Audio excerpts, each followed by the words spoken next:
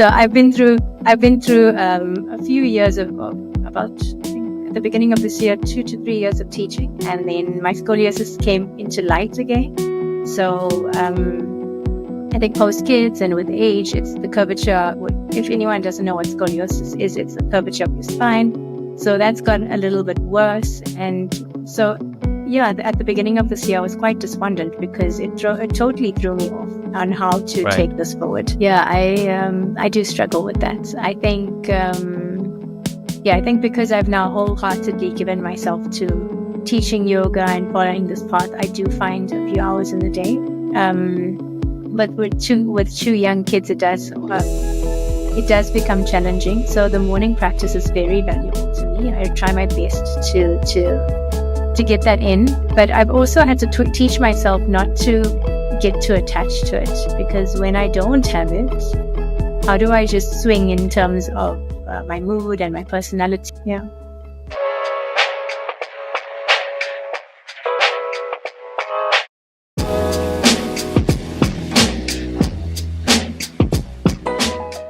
Yes, guys, welcome back to another episode of Zen and Now. Today, I'm excited to introduce Nisha Ooka, a certified yoga practitioner and the owner of Yoga Niche, an online platform which brings a unique perspective to the practice. Using yoga to manage her scoliosis, through her teaching, she helps others not only improve their physical well-being, but also find a path to healing and self-empowerment. We'll dive into her journey, how she discovered yoga to manage her condition, and how she now guides her students from beginners to intermediate levels. So stay tuned for an inspiring conversation. Welcome to the show, Nisha. Yeah, well, thank you for hosting me. I think the resource is amazing. Oh, you're welcome. Now, the reason I reached out, I saw like you're doing amazing things, and I was like, let me try and see if, she'll be available. Thank you. Thanks. I appreciate it. I appreciate the opportunity. You're welcome. So can you just give us a brief background into who Nisha is and where did Yoga Niche originate from? Sure. So I am from Durban, South Africa, born and bred in a typical Indian family. And I studied in Durban, no yoga in the early years. But when I moved to Joburg, I started working, and it was quite a, high corporate, stressful job. And, I think at one point, I think it was my 4th year here, where I just got into my car one day and I literally just couldn't get anywhere. And I was wondering what is happening to myself. And I think it was at that point that I realized that I was out of balance. And at that time, I didn't realize what it was really. Took a few days off, and I think it was a form of a panic attack potentially. But spoke to a few people and started exercising, started balancing my life out a little bit. And that's how I got introduced to yoga. So I started with a few scattered classes here and there. And when I found the right teacher, got more consistent into it, it was a style called Iyengar yoga, which I was really drawn to. I had a really good teacher. And so the once a week class then quickly turned into a twice a week class. And at the time, still in corporate.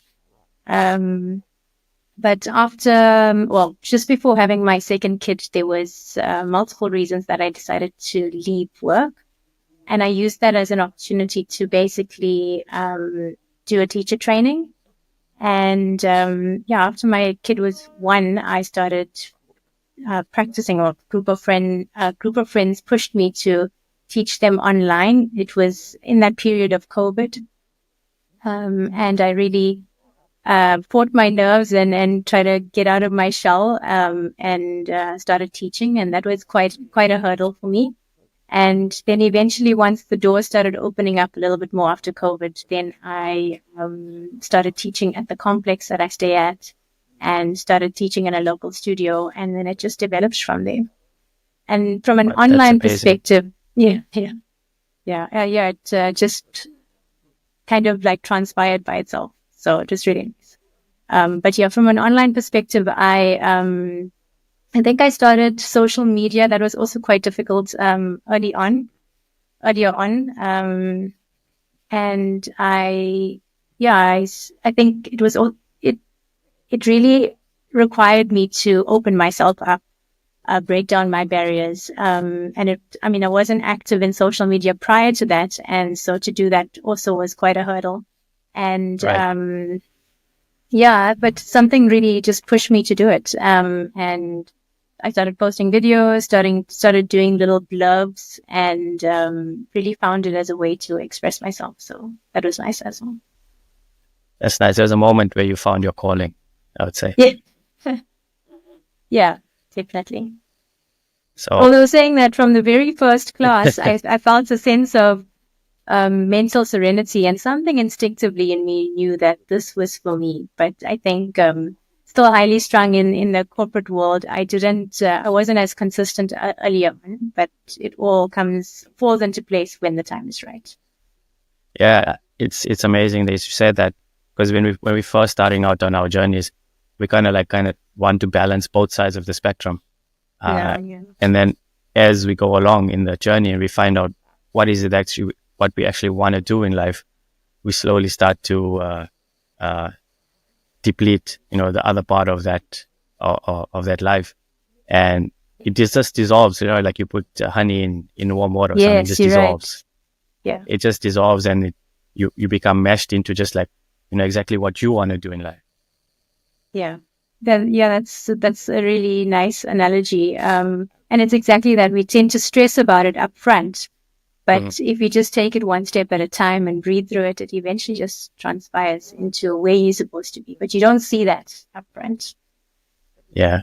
How did you feel transitioning? Because we generally just know the in-person yoga, but Yeah. nowadays with the digital age, I mean, I don't have a teacher or anything. I just use Apple Fitness, and I Yes. use the classes, which is also basically online. Um, Yeah. how did you feel being the facilitator, not the actual receiver of that practice? Yeah. I think it was difficult at first. Yeah, I think I'm not very technologically inclined. So that was the first hurdle, to get the sound Mhm. right, to get the visual right, all of that, in terms of the setup. And then also, I think it's difficult to learn as a teacher from that stance, because you're not sitting face to face with that person. You're not able to Right. adjust them in the same manner. You're not able to connect with them. Mhm. But saying that, it gives you such a wide reach. I was able to do early classes, 5 a.m. classes every Tuesday, having 2 young kids. And I don't think that would have been possible without this kind of resource. So I was very grateful for that as well. And the people that will resonate to those types of classes will find you. So yeah, it worked out nicely. Oh, that's amazing. I love that you also took the time, like you found what you needed to do, and you made it happen. Because I think a lot of people, we procrastinate, and we like, Believe me, there was a it's fair amount of that. no, but just the fact that you just started, that's the first hurdle, Yeah. Yes.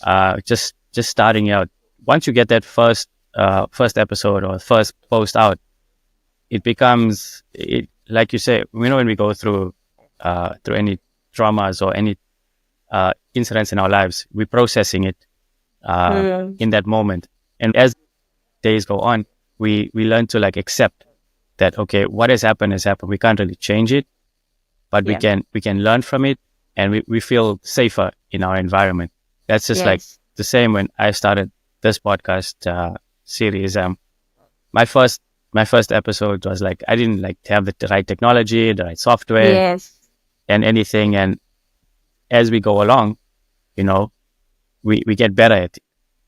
And that's the thing. I think I was someone that almost felt like I needed to be fully prepared up front. And I Mhm. realized that that's never going to happen. You just have to kind of go in there knowing that you're going to try your best. It's not going to be very good. It's okay. And then you just keep learning from there. Are you a person that's a perfectionist? Somewhat so. I think I'm a very atypical personality. But although yoga has taught me to be better. Yeah. Okay. Yeah. Interesting Did story it on the teach? styles. Yeah. Yeah, go Sorry. on. No, it's fine. No, so it's an Go ahead. interesting story on the styles. I started off with Iyengar, which is a very kind of alignment based. I don't know if you know it, but it's alignment based, and it's sitting in the postures for long durations of time. If it's with lack of a better word, it's kind of strict. And I really enjoyed it. I really thrived in it. And it offered me variations because you could use props. But when I did my certification, I didn't do it in Iyengar yoga. I actually did it in a style called Ishta yoga, which is a form of hatha yoga. And it was a much more free kind of yoga. It wasn't so Okay. strict in terms of alignment. It was more feeling into your body, feeling what feels good. I mean, it still had certain alignments necessary, but it wasn't just purely focused on that. And I think that's exactly what my personality type needed, you know? So even though I resonated with the one style, you kind of have to deviate from that as well to Yeah. get to explore a more whole you. Yeah. You have to also go through certain things which will work for you, and then you'll actually find something that does work for you. But you have to go through Yes. those failures, or not failures, Yes. but those kind of ups and downs. Experiments. Yes. Yeah, Yes. exactly. Yeah. Yeah, But that's a good still way to find put that. it. So just to still find value in Iyengar yoga. In fact, with my scoliosis, that's probably the better form for me to follow. Yeah. Okay. Okay. No, that's I love that you actually went through those journeys and you actually found something that works for you. Because I Yes. think we get so frustrated in when things don't work out, we just give up, you know. But Yeah. I give props to you for keep going and finding that that balance that you needed. Yeah. Thank you. Yeah. I don't think it's easy. I think we learn that if we learn that with each fall, we have to kind of just pick ourselves up. And the longer we take to pick ourselves up, the longer that process is, that whole journey is. So I think I'm learning along the way as well. I think I've come to terms that I don't have it all figured out. I guess we have to accept. All of us are just trying to accept that in this moment that we don't have it all. We don't have all the answers, and that's okay too. Yeah, yes, exactly. So it's bringing that acceptance, and once you bring that acceptance, somehow things just work out. Yeah, it's so amazing that the universe just aligns you to where you are, where you need to be. Um, Mm. whether it be in a negative space or a positive space, you always are where you're supposed to be at that moment in time. Yeah. So, And but it coming is back still to hard your, to believe it at that time, you know. So for oh me, it was yeah, very yeah, yeah. So I've been through a few years of about, I think at the beginning of this year, 2 to 3 years of teaching, and then my scoliosis came into light again. So I think post kids and with age, it's the curvature. If anyone doesn't know what scoliosis is, it's the curvature of your spine.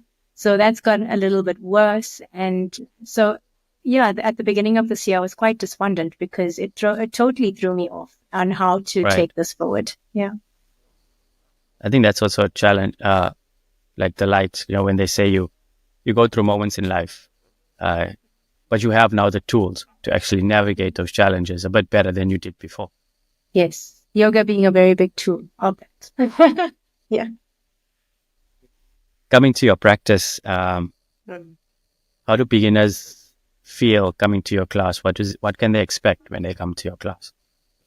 So, yeah, I mean, in this year, I've just been doing one-on-ones. So my classes are focused more on a more gentler style, incorporating a lot of mindfulness, a lot of breath work, and really going slow into the poses, a lot of repetition, a lot of opening through our joints. Yeah, yeah. I think bringing mindfulness has been key for me this year.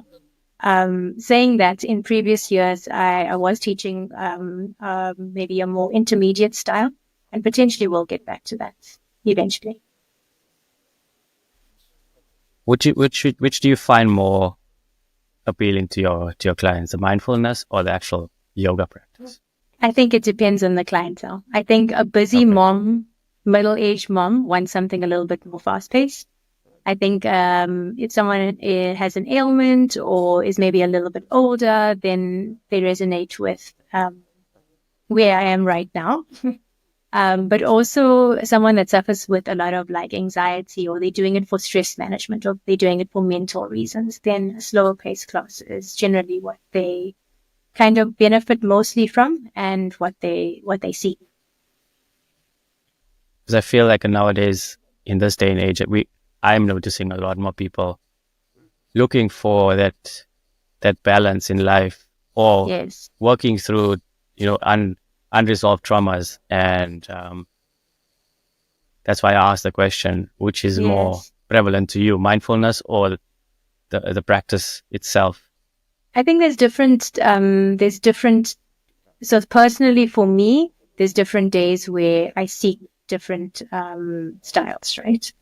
Okay. But I think part of me kind of bringing yoga to my life helps me interpret that as well, because I think before I was someone that was so out of my body that I wouldn't even know that I wouldn't even have the sense of I'm tired. I actually need to slow down. I actually just need to go very slow today. Or oh, it's been a really sluggish day. Let me do something kind of upbeat and more physical to kind of get that energy out. So I think now I'm at that stage where I can interpret that, so I can, give my body what it needs. And I think that's also part of the journey to understand. So it's not just that physical active yoga, but to understand what does your body need, and to start listening to it. Yeah, something I had to learn as well, just to listen to Yeah. my body, because my upbringing was very active, very Yes, I think a lot of our yeah. sports orientated. So I never rested. I just, at a young age, you just, have your bundle of energy. You just have all that energy to go and do activity after activity after activity. And when I suffered my first major injury, I didn't know how to manage it, because I just felt if I wasn't doing something, I felt anxious. I felt like I was missing out on something. I never gave my body the chance to heal. Yes. And then long term, also it affected me, where I couldn't be at my best all the time, because I didn't give attention enough. But also there was nobody there to also like coach us in a way to Yes. say, please rest. This is what you need to do. I think education wise, we were very naive. Our communities were very naive in that way, just to be honest. And yes, we rested. Yes, we got like 1 or 2 weeks of rest, but then afterwards it was just back into it, and it never really Yes. healed. Full thing. Yeah. But I think listening our to your parents taught, body, I think our parents, I mean, I experienced a very similar thing in our family. Also, it was very much push, push, push. Maybe not so much in sports, but like academically or whatever.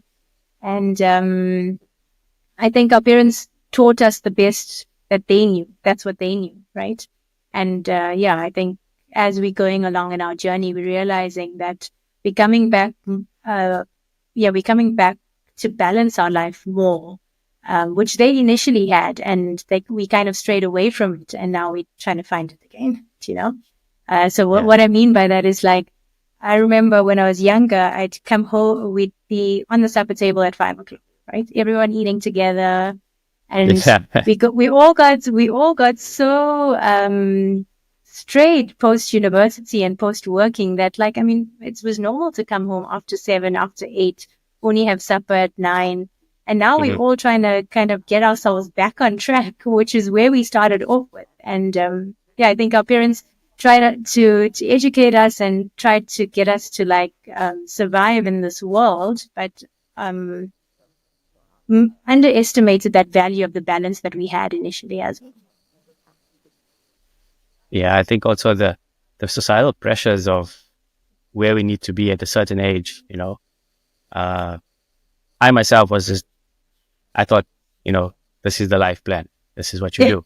Um, and yes, got, did all the normal things kids got.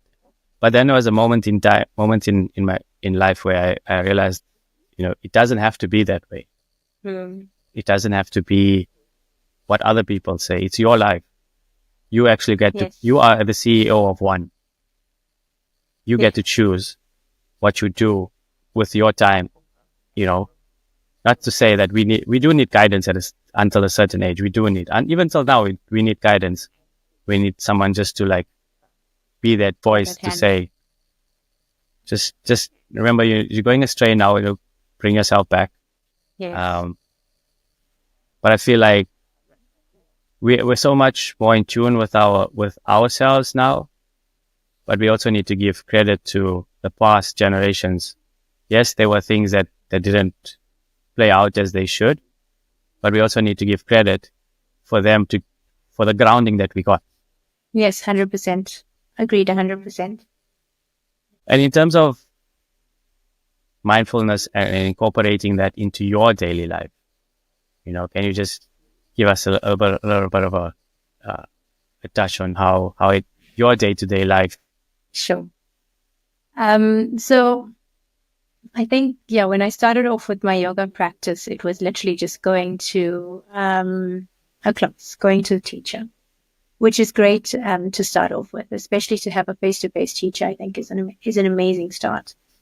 But once I got my certification, it was the first time that I then started my self practice.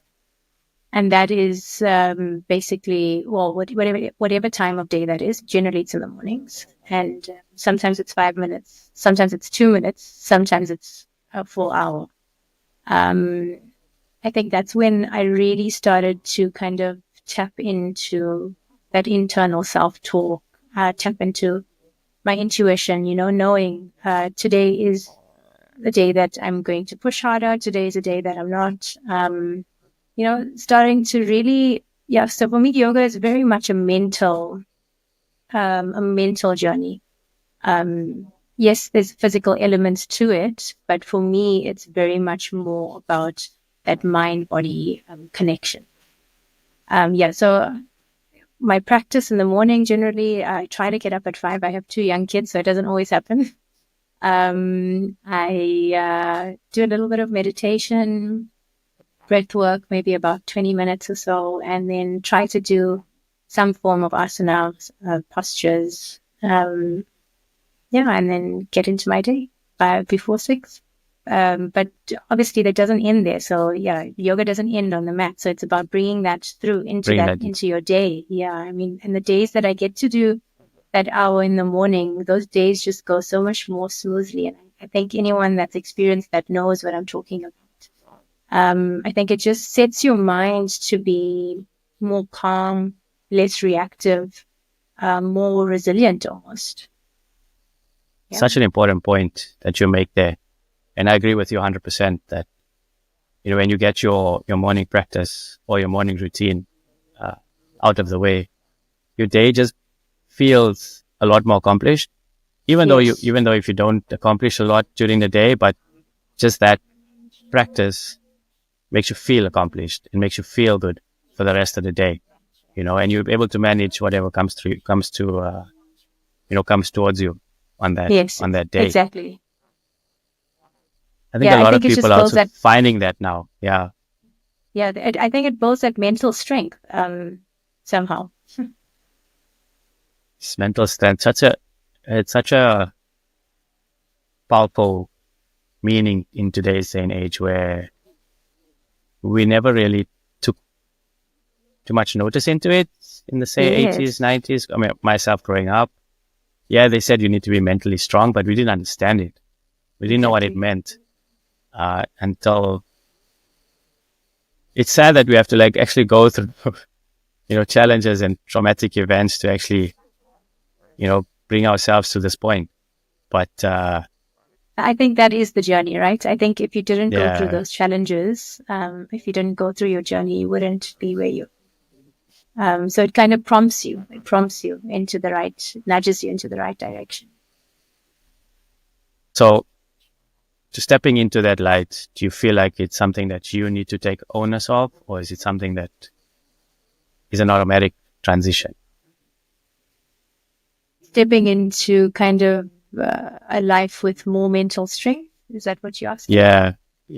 I think it's a decision. I think it's a choice. I think it's choosing growth, having a growth mindset.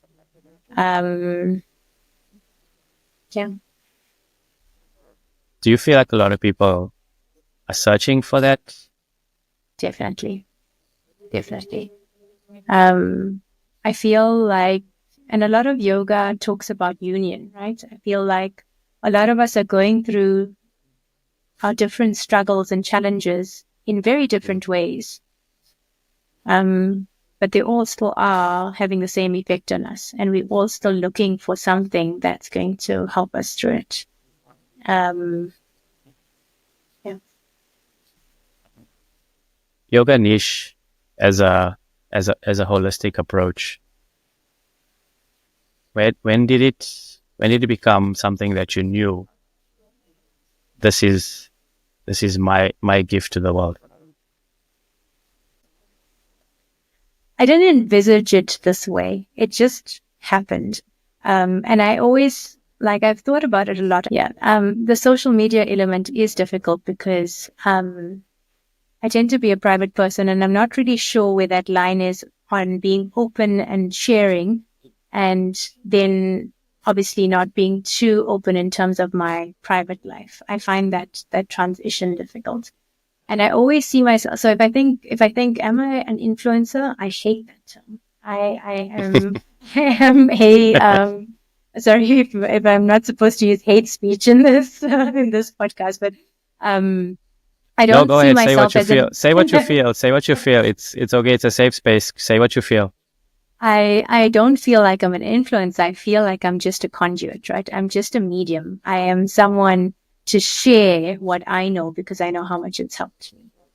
Yeah, and that was part of why I started Yoga Niche, to have that wider reach. And I can't really explain it to you. Instinctively, I knew that I had to just broaden my wings. I had to break down my barriers and just get out there. And not for any like monetary value or anything. Yes, at some point, obviously you need to be compensated, but it was just purely something that pushed me to just not think about it too much and just get out there. I love that. I think But myself and you are from the same cloth. I think we have that same purpose. Or it's not about the external factors. It's more about just giving something back to yes, to somebody who needs it in this moment. yeah, because it goes back to that point. I think everyone is going through similar things, different challenges, similar things, and everyone needs the same kind of help resource that will help them get out of it. But you were talking about mindfulness earlier, and it just triggered me. I've done a mindfulness course recently, and you're talking about mental health. And the teacher actually uses this analogy of a dentist. And he says, you wouldn't not brush your teeth every day, right? This is the same as Mm-hmm. mental health. Why would you not practice your mindfulness every day? Why would you not sit and like kind of meditate to clear your head? It's the same thing, because we don't see that physical effect of our teeth rotting, but actually we Yes. need to maintain our mind as well. So yeah, I just thought it was a really good analogy. No, I love that. It's a consumption, right? It's what we consume, whether it Exactly. be what whether it be something healthy, something unhealthy. It's the same like in this day and age where we consume so much of information all the time. I mean, we have information at our fingertips, and some of the information is really unhealthy. I mean, look at uh, the news, for instance. What is the truth and what is not? And also social media, we only see the front side of it. We don't actually see what's happening, on the back end. Because so Yes, many people will just play the role up front just to show exactly. I'm healthy, I'm doing well. But after the camera turns off, where are you? You don't What's your see mental that. state then? Exactly. Exactly. Yeah. Yeah. Hence my view on being an influencer. I think you're influencing. I think we don't have to use it in a broader word. We don't have to use it in a, like you said, what's the word you use? I'm a conduit. Is that Yes. what you mean? I think Yeah. we're conduit. We're influencing what we feel can benefit somebody else. Yes. Agreed. You know, yeah, I think the influencer word, I think it gets thrown out of context a lot, Hmm. but it's all a perception of what you feel, how you influencing somebody. Exactly. No, so I've had to make my own definition. And I think that's what I had to get my head around before entering the space. And your practice, how do you find the balance? Where do you find the time? Yeah, I do struggle with that. I think I think because I've now wholeheartedly given myself to teaching yoga and following this path, I do find a few hours in the day. But with two young kids, it does become challenging. So the morning practice is very valuable to me. I try my best to get that in, but I've also had to teach myself not to get too attached to it, because when I don't have it, how do I just swing in terms of my mood and my personality? Yoga is all about that, managing even through the distractions, even through times when things don't exactly go as you plan, right? And I think that resilience you build on your mat is then what you take off the mat and can translate into your life that way. And this is incorporated into your practice. Yeah, exactly. So I try to be mindful of that as I'm entering the day. And I've got a morning routine, I've got an evening routine. Trying to kind of wind down before bedtime, trying to not like have too much of screen time, sit with a little bit of breath work. As I'm getting older, I sometimes sit with a heat pack. That's all of us. I mean, the simple thing like rolling out the knots is something so important for me now. And it comes feels back so to that. Good, man. It's amazing. It comes back to that intention of self-care, Self-care for me is not just going to the spa, or it's really about working on yourself, but not just your physical self, your mental self as well. So I think, with yoga, when I say off the mat yoga, it's simple things like on the mat, you're sitting and holding poses.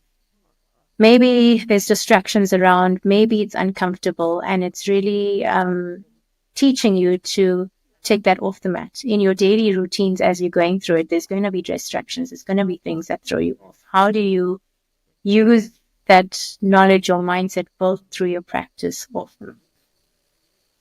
Is nature part of that practice for you? Yes, definitely. I find nature very grounding. I try to do walks quite regularly.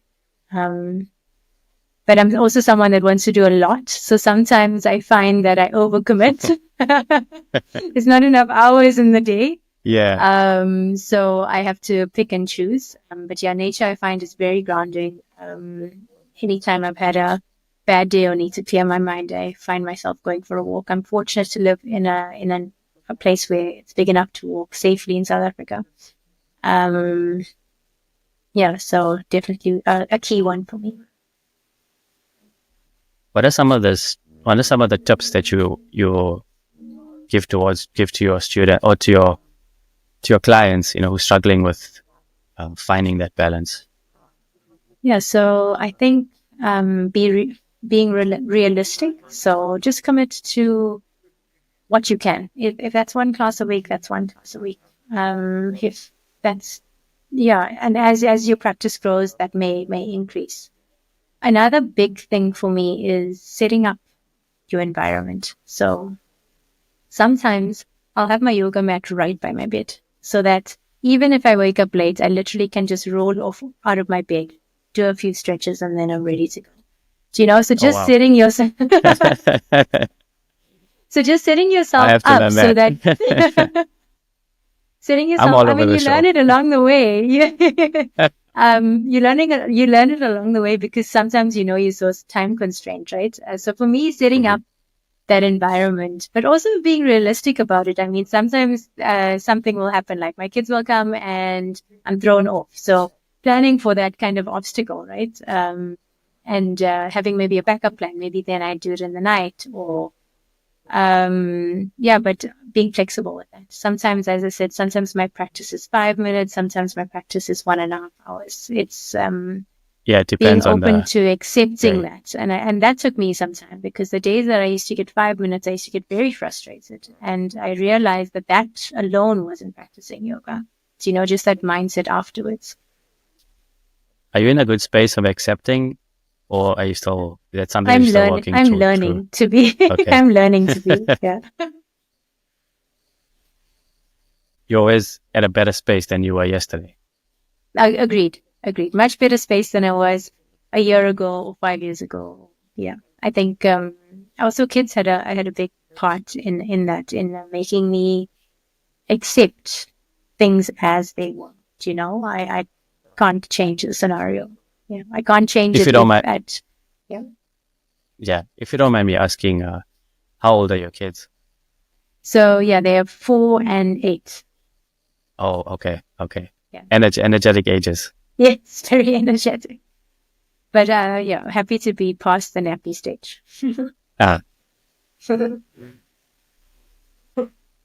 I want to come back to your to scoliosis, and for those who actually are who have this a similar experience as you, how did you feel learning about your condition, and how has it evolved Yes. through time?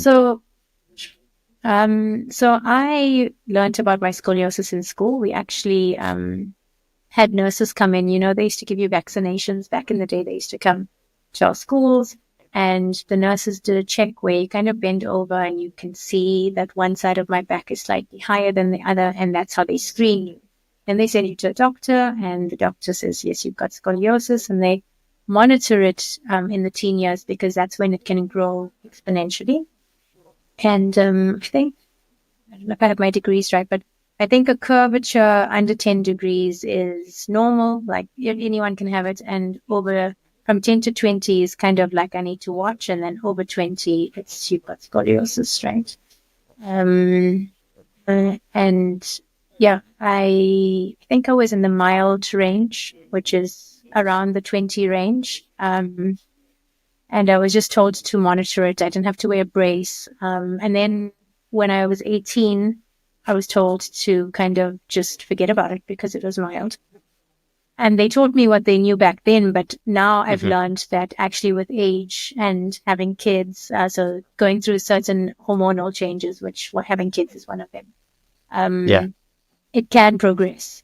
And certain lifestyle, certain postures. And what you can do is you can do a lot of exercises to kind of counter that effect. And that's what I've spent a lot of this year trying to learn, what those are and how I can implement it into my practice. And this would led me to the decision to stop group classes this year, just to focus on my own situation, and hence the decision to do one-on-one classes for now.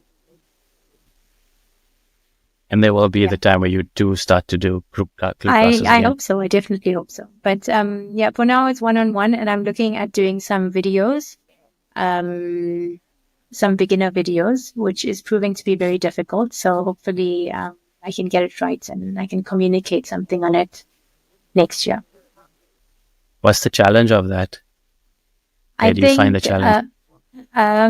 again, it's that setup of the right kind of visual audio, but then also um, I think it's difficult to see yourself in front of a camera and you become highly critical. So there's a stage where you kind of need to just accept that is good enough and kind of move on from there. Yeah, I think I'm just at that stage where I have to kind of just do a whole lot of recordings and then find the right editing tool and take that forward. I think it's a new task for me. So it's just about learning. Mhm. It's a learning curve. If you need any resources, let me know. Sure. Thank you.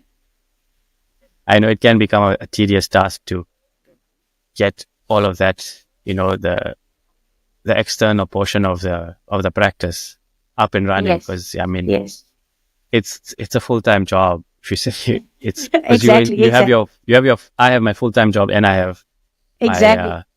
this part of it. So you gotta find the one that's gonna give you an optimized solution. So if you need any more resources, let me know. I've got a few that can help you. Sure. Thank you. Let me go back. Your scoliosis, and can scoliosis be a detriment to life, or is it something that you can live holistically and a fruitful one with it? Oh, definitely. Yeah, you can definitely live a normal life with it. I think that it also is very dependent on where your curvature is. I was lucky that mine was mild. It's now kind of moderate post kids. But I think there's a lot of people that have to wear a brace and even have to go for what's called a spinal fusion during their teen years because the curvature is kind of over 40 or 50. But I think we're in a day and age where we realize that exercise and the way we hold our posture and certain breathing techniques can help so much with those that sometimes the op isn't necessary. So if you haven't visited all of those alternatives yet, anyone that does have scoliosis and is considering the op, you should definitely look at those resources. And I'm actually looking to kind of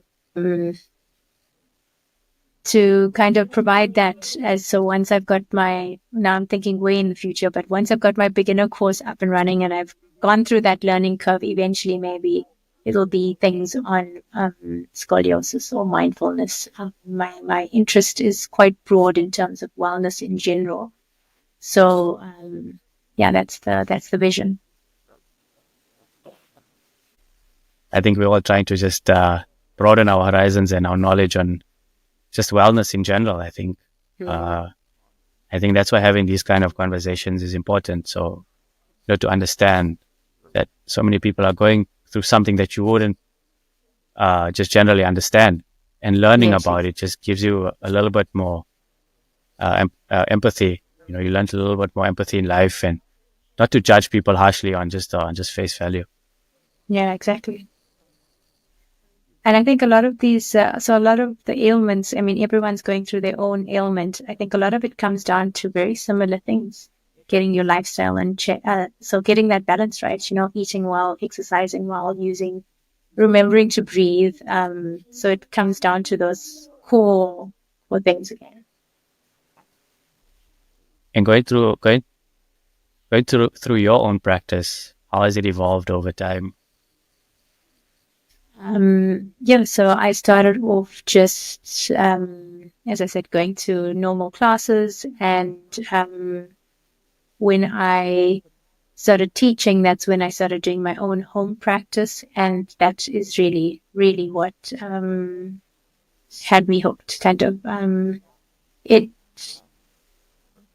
required a lot of sitting with myself, which I wasn't exposed to before that. It required a lot of introspection, a lot of checking in with myself, checking in with my feelings again in that atypical personality mode that I was in. That wasn't something that I was used to. So it was almost uncomfortable at first and almost difficult. But these days I find myself craving that practice, craving just sitting and breathing or just sitting and meditating, because I know the mental clarity that comes to that. Also, from a physical point of view, my practice was much more physical upfront. Really tried to push myself. I was quite rigid to start off with because of my scoliosis, and then got improved quite a lot. And I think as I'm getting older and wiser, my practice is a bit more gentle. I mean, I still enjoy a full-on physical class, and I still like pushing myself, but I've found the benefits in having a gentler practice as well. You understand that your body needs what your body needs at a specific time. That's good to know for yourself, because sometimes we push ourselves so hard that we feel like, okay, yesterday wasn't a heavy session. I need to do something today.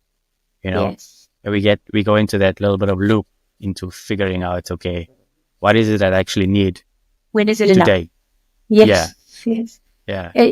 And in fact, that's something else. So it's, I often teach my students this concept when we're standing on our mat and we just say in standing poses, And we really are like working on the strength element. We are holding our leg in the right position. We're lifting our arms and reaching out.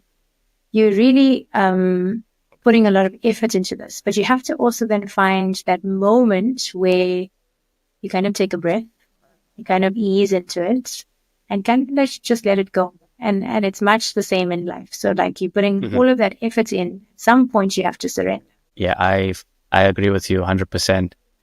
There are days where you're like, okay, I've got to hold a certain pose, a certain posture, but you can't because your balance is not where it's supposed to be. Yeah. And someone who was also critical of myself, I had to learn to like just reset and then start again. Yeah. And not feel that it's a negative impact, but it's just, you just need to take your time with it. My character was always one of getting things done quickly instead of just understanding what is required and then, actioning it, because I didn't, up until now, like I still struggle with trying to just sit in a moment and enjoy it, because there's so much going on that I want to celebrate my small victories a lot more than I did before. Yes, agreed. More than my failure. Yeah, agreed. So just to touch on what you said earlier, it's that we almost have to not judge ourselves, right? In that, so when you realize that you push too much or whatever, or you've realized something about yourself, you have to stop. You have to become aware of it, not judge it, and then figure out a way forward. Yeah. What advice would you give somebody who's like thinking of starting their mental wellness journey, yoga practice? What advice would you give them just to like, just start? Yeah, I think don't think that it's never too late. Don't think that you're not flexible enough or not fit enough or too old. Just, I mean, if you're interested in self-growth, if you're interested in a journey of self-discovery, just go for it. Whatever that is. It doesn't have to be yoga in the modern day terminology of it. Yeah, just go for it. Just dive in, right? Look, sometimes it might appeal to you, sometimes it might not appeal to you, and that's okay. But at least you tried. A lot of it is with like the fear of the unknown keeps us from doing something that we feel like we want to do. Yes. And then later on in life, we kind of like regret not taking it on. Exactly. Yeah. I should have tried. Couldn't have been. What was the worst thing that can happen? Yeah. Happen. The what ifs, that what if I just started it? Where could I have gone? What could I have done? Could it have been beneficial to me? Could it have, we go through that mind numbing, gestures and we just like, and that's where anxiety and that comes from. Anxiety. Yes, when your mind just carries on and on and on. Yeah. So yeah, something else that I've become aware to work with. So I think yoga is known for mental impact, but how you translate that in a class becomes very difficult. So starting off with just realizing when your mind is kind of going astray and just bringing it back to the mat, bringing it back to your body. Once you've got that going, then we kind of start to layer in the breath, and once that's going as well, with those distractions, just decreasing your reactions to those distractions, and that can then translate into your life. And I think that's what builds that mental resilience, that mental strength to be able to do that in a normal setting, in your normal daily routine. I'm going to suggest something. Yes. While we were speaking and listening to you, just an observation from my standpoint. Feel that you have a very calming voice, a very calming presence. I feel like if you would incorporate guided meditation, from an audio perspective, yes, I think a lot of people would actually benefit from that, because I think you have a very good aura about yourself, that that somebody who's just, guiding you through something that's challenging. So it's just something that I observed. Thank you. I've had that before. I feel like there's so many meditations out there. I wouldn't even know where to start. But I mean, I do it for my own students for sure. But yeah, thank you for that. I'll put it on my future to do list. Suggestion. Yeah, Speaking of the future, yeah. what does the future hold for Yoga Niche, and anything exciting coming up? So I mean, eventually I would like to start group classes at some point again. In what form that is, I'm not yet certain. Um, but definitely looking at the videos. So currently my focus is on trying to get those videos correct, kind of beginner course to start off with, something like 20-minute sessions, maybe about 10 of them that people can purchase and use as and when they feel they have those 20 minutes. I know that there's a lot of YouTube content and stuff out there as well. But for me, I think I've spent so much of time on this, on cultivating a nice or an accessible beginner style of yoga, that I feel like I have to package it. Again, it's something instinctively in me that's telling me that I have to be able to package it. I know that the people that resonate with my teaching style, and that's very important. You have to find the students that resonate with your teaching style will, enjoy it or benefit from it. Yeah, I think it's what you're doing is important. The beginning stage, I think a lot of people are just trying to jump to the advanced stage, but I think we need to also find that foundational stage, and I think your practice is perfect for that. Yes, so that's what I pride myself. Thank you. Lovely. And if there's anything that you'd like to take away from this conversation, or just anything that you want to add, or anything that you feel that our listeners can benefit from. Yeah, I think yoga is, so for me, if anyone that's thinking of starting their journey into wellness, yoga for me is self-discovery, right? It's about it's about understanding ourselves. It's about understanding how to bring ourselves back into balance. It's about becoming more aware of our surroundings. It's about, and once we become more aware of ourselves, we then become more aware of others and our environment, and hopefully can grow to be better versions of ourselves, because we make decisions from less reactive state, and we make decisions more informed. So for me, it starts off with self-discovery, but then it ends up transpiring into pretty much our whole environment, our whole world. And if everyone practiced yoga, I can guarantee you, with risk of sounding like a beauty queen, that we could have world peace. It's okay. It's okay. Do the wave. It's okay. Not that there's anything wrong with beauty queens. No, nothing wrong with world peace. That's what we're all striving for. There's just too much going on nowadays. It's just chaotic. We need a safe space. Yes. Yeah. So that's my view of yoga. So it's so much. So when people misconceive yoga to be just purely of that physical form, or they say not flexible enough, for me it's so much more than that. And where can listeners find you? So they can find me on Facebook and Instagram. I go under Yoga Niche. Happy to send you the tags for that. Yes, please do. So I will add it in the description of the podcast. And yes, guys, please support Nisha. I mean, I think she's doing an amazing job.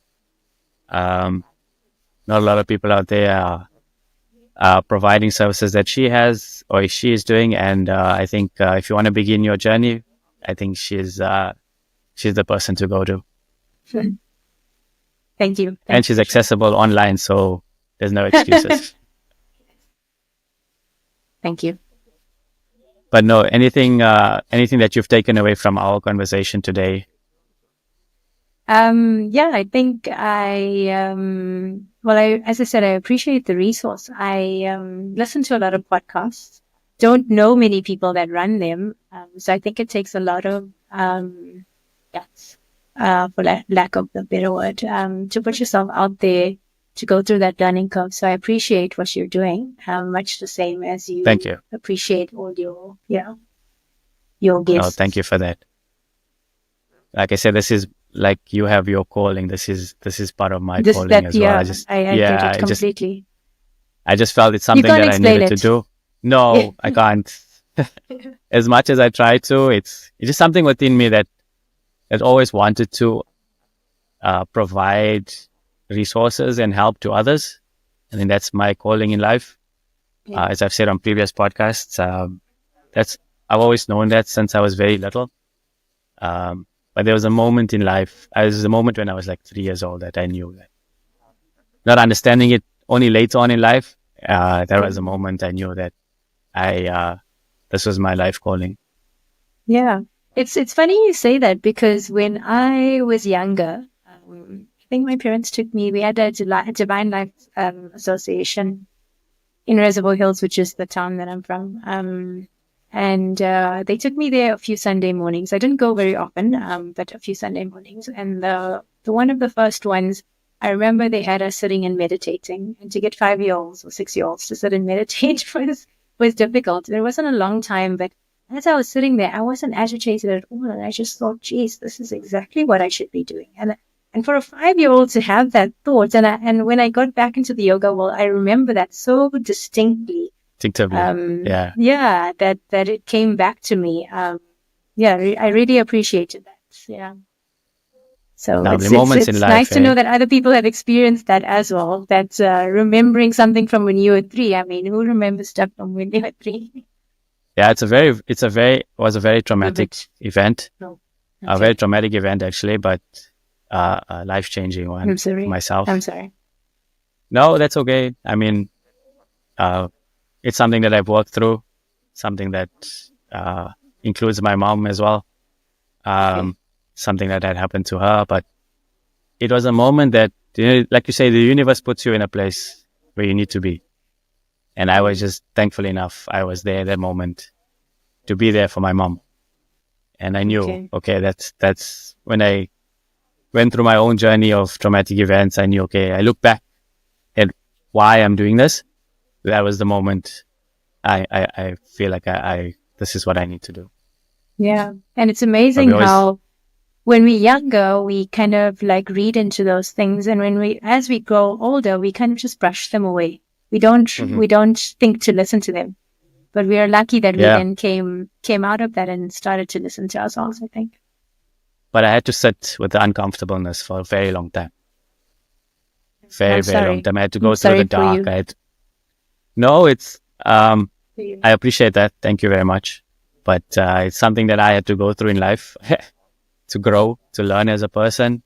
I was very naive. I was very tunnel vision, one sided, I had to broaden my horizons. And I think leaving South Africa also made me see the world and my own bubble in a whole different light.